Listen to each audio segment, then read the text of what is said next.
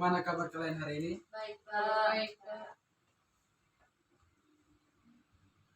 Oh, anak-anak, Bapak minta salah satu dari kalian untuk memimpin kita dalam doa. Silakan. Marilah kita siapkan hati untuk berdoa dalam nama Bapa. Berdoa selesai. Terima kasih anak Ningsih sudah memimpin kita dalam doa.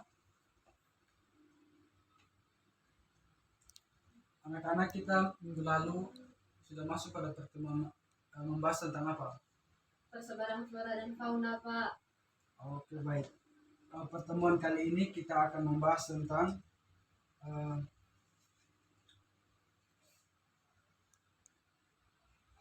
baik anak-anak, pada pertemuan kali ini kita akan membahas tentang pembentukan tanah dan persebaran jenis tanah. Pada pertemuan kali ini, anak-anak harus bisa memahami materi mengenai pembentukan tanah dan persebaran jenis tanah. Bapak. Baik, materi yang pertama Bapak akan membahas tentang, kita akan membahas mengenai pengertian tanah. Sebelum Bapak jelaskan pengertian tanah, di sini ada yang tahu tentang pengertian tanah? Tidak tahu, Pak. Oke, baik. Nah, di sini pengertian tanah ada.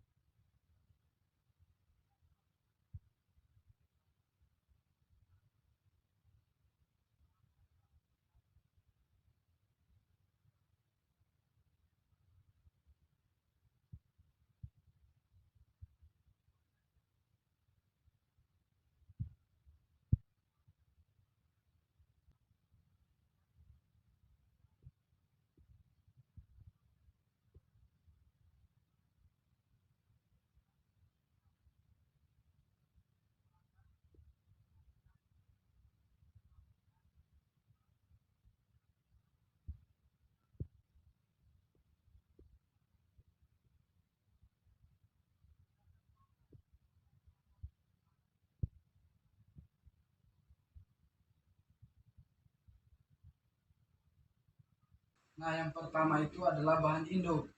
Bahan induk sendiri itu ada 3. Anak-anak ada yang tahu dari ketiga bahan induk tersebut? Tidak tahu, Pak. Nah, di situ yang pertama itu ada bahan mineral, batuan, dan bahan organik. Nah, di sini Bapak mau tanya, ada yang tahu arti dari bahan mineral? Isi. Tidak tahu, Pak. Nah, di sini bahan mineral adalah bahan alam homogen dari senyawa anorganik asli, mempunyai susunan kimia dan susunan molekul tertentu dalam bentuk geometrik. Sifat mineral yang perlu diperhatikan di sini adalah mempunyai susunan kimia tetap dan susunan molekul tertentu dalam bentuk geometrik. Iya, Pak. Nah, yang kedua, batuan. Bahan induk yang kedua adalah batuan. Jadi, apa kamu tahu apa itu batuan? Tidak, Pak. Nah, di sini batuan adalah bahan alam padat yang menyusun kerak bumi atau litosfer. Pada umumnya batuan tersusun atas 2 mineral atau lebih.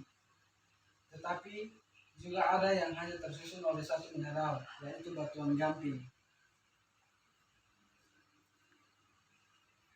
Batuan penyusun kerak bumi berasal dari batuan cair pijar dengan suhu tinggi yang disebut dengan magma. Magma berasal dari lapisan mantel yang menyusut menuju ke permukaan bumi melewati celah-celah yang ada di kerak bumi. Nah, di sini anak-anak tahu yang namanya magma? Silakan, Liti. Magma itu biasa keluar seperti kalau anak-anak lihat gunung meletus, itu yang disebut magma yang berwarna merah. Sedangkan bahan induk yang ketiga itu adalah bahan organik. Nah, di sini bahan organik itu merupakan sisa-sisa bahan organik yang melapuk dan kemudian akan membentuk tanah organik. Sebagian besar sisa-sisa bahan organik terutama berupa daun-daun yang gugur, ranting-ranting, dan batang pohon. Di samping itu, sisa-sisa bahan organik ini dapat berasal dari hewan dan manusia, namun jumlahnya sangat sedikit bila dibandingkan dengan yang berasal dari tumbuh-tumbuhan. Bahan organik yang masih hidup tidak berfungsi sebagai bahan induk, tetapi berfungsi merubah bahan induk menjadi tanah. Nah, contohnya tadi bahan organik yang masih hidup tidak berfungsi sebagai bahan induk, tetapi berfungsi merubah bahan induk menjadi tanah. Contohnya manusia. Manusia itu bisa dengan aktivitasnya yang seperti bercocok tanam, menggarap kebun atau lahan, itu bisa memperoleh proses pembentukan tanah. Kemudian kita masuk pada faktor yang kedua, yaitu iklim. Anak Niti bisa menjelaskan apa itu pengertian iklim? Iklim adalah keadaan udara di suatu daerah yang luas dan dengan waktu yang relatif lama. Contohnya, di Indonesia itu iklim terbagi menjadi dua, yaitu musim hujan dan musim kemarau. Ya, terima kasih Anak Niti, betul sekali. Nah, di sini kita lihat iklim di sini merupakan faktor yang paling dominan dalam pembentukan tanah karena iklim bersifat aktif dalam mempengaruhi bahan induk. Nah, di sini unsur iklim yang berperan dalam proses pembentukan tanah itu ada dua unsur. Yang pertama itu temperatur udara. Nah, di sini unsur iklim yang berperan dalam proses pembentukan tanah itu ada dua. Yang pertama, temperatur udara dan curah hujan. Temperatur udara merupakan derajat panas dinginnya udara dalam proses pembentukan tanah atau disebut dengan pelapukan. Fluktuasi harian dari temperatur udara mempunyai peranan penting dalam proses desintegrasi. Nah, di sini Bapak mau tanya, desintegrasi itu apa? Tidak tahu Pak. Sofi? Tidak tahu Pak. Baik, di sini Bapak akan jelaskan. Desintegrasi itu merupakan proses hancurnya sebuah benda. Di sini semakin besarnya fluktuasi temperatur harian, semakin cepat proses desintegrasi. Daerah yang mempunyai fluktuasi temperatur udara harian tertinggi adalah daerah gurun. Di sini mengapa demikian? Mengapa daerah gurun itu memiliki temperatur udara yang tinggi? Silakan, Anak Liti, Ningsi. Tahu Pak. Ya. Tidak tahu Pak. Nah, jawabannya itu pada umumnya di daerah gurun pada siang hari terasa panas, sedangkan pada malam hari terasa dingin. Dengan demikian, pada siang hari terjadi proses pengembangan batuan, sedangkan pada malam hari terjadi proses pengerutan batuan. Akhirnya terjadi desintegrasi secara aktif. Nah, di sini Pak mau tanya, kira-kira curah hujan itu mempunyai peranan yang penting dalam proses pembentukan tanah seperti apa? Niti? Ningsi, Sofi. Saya rasa ya Pak, hujan itu salah satu faktor utama dalam proses pembentukan tanah, yang dimana kalau terlalu keseringan hujan itu proses apa sudah pengikisan pada batuan Iya. akan membentuk suatu pembentukan tanah. Ya betul sekali. Terima kasih anak Ningsi. Nah di sini curah hujan mempunyai peranan yang penting dalam proses pembentukan tanah. Nah, seperti aktivitas hujan berpengaruh dimulai dari adanya tetesan air hujan. Kemudian tetesan air hujan tersebutlah yang mampu mengikis batuan atau bahan yang lain yang ada di permukaan tanah. Di samping itu adanya air hujan yang meresap ke dalam tanah akan mempercepat berbagai reaksi kimia yang ada dalam tanah sehingga mempercepat proses pembentukan tanah. Namun demikian, curah hujan juga berperan merusak lapisan tanah yang telah terbentuk.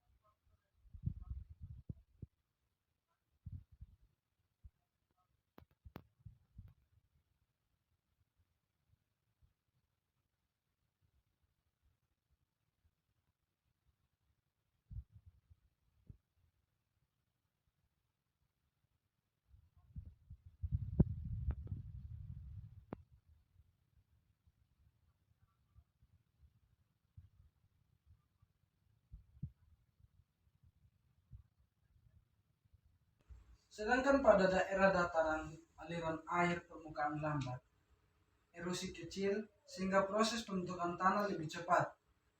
Oleh karena itu dapat dikatakan bahwa daerah semakin miring maka faktor penghambat pembentukan tanah semakin besar. Sedangkan faktor yang kelima itu adalah waktu.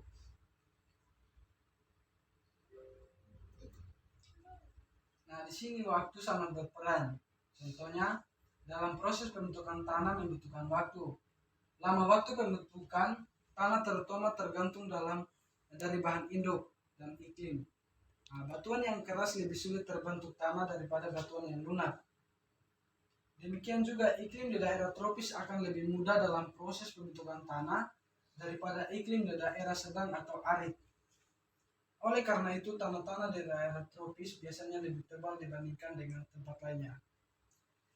Nah, sekian materi yang Bapak sampaikan. Setelah mendengar apa yang Bapak jelaskan, kira-kira anak-anak sudah paham atau belum? Sudah Pak. Pak. Mungkin ada pertanyaan yang anak-anak bertanyakan, silakan. Tidak ada. Sudah Pak.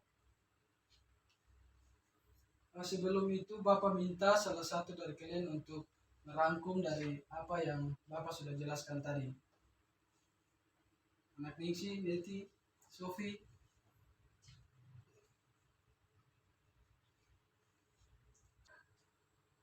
Baik, di sini Bapak akan menyimpulkan apa yang Bapak jelaskan tadi.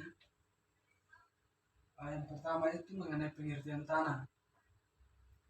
Tanah adalah akumulasi tubuh alam bebas yang menempati sebagian besar permukaan planet bumi, yang mampu menumbuhkan tanaman dan memiliki sifat sebagai akibat pengaruh iklim dan jasad hidup.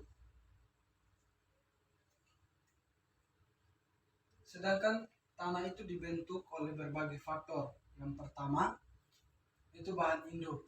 Bahan induk tadi ada 3. Pertama mineral, batuan, dan organik. Yang kedua faktor yang kedua iklim. Yang ketiga organisme hidup. Yang ketiga relief, dan yang kelima waktu.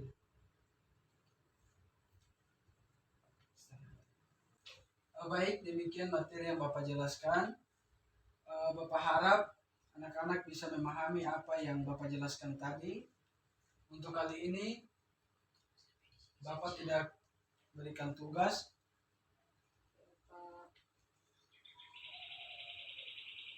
Baik anak-anak, sebelum kita mengakhiri pembelajaran kita hari ini, Bapak minta salah satu dari kalian untuk memimpin kita dalam doa. Marilah kita berdoa. Berdoa dimulai. Berdoa selesai. Baik, terima kasih anak Ningsi sudah memimpin kita dalam doa. Sekian dan terima kasih. Terima kasih, Selamat Pak. siang semua.